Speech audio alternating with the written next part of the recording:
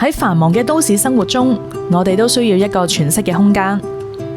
基督教家庭服務中心成立嘅心靈綠洲係全港首個開放式園藝治療花園，專為身心靈健康而設，提供多元化嘅治療同埋教育活動。花園嘅設計結合五感元素，透過多樣化嘅植物色彩，帶出視覺享受。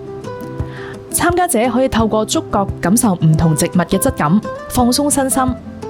園內設有香草植物，香氣有助減壓，增強情緒管理。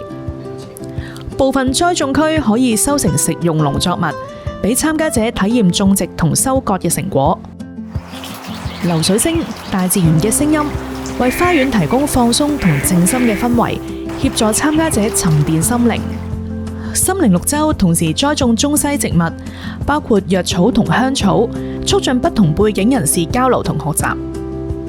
花園設有無障礙設施，例如高架花槽，俾長者同輪椅人士均能參與，實踐共融理念。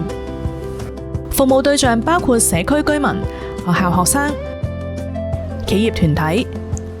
活動仲涵蓋園藝、藝術製作同園內互動體驗。園藝治療有效促進社交互動，收割植物嘅成就感，更帶嚟心靈療癒，提升情緒健康。心靈綠洲以植物同大自然療癒身心靈，凝聚社區力量。我哋誠邀學校、團體一齊參與，共同推動更健康、更關懷嘅社會。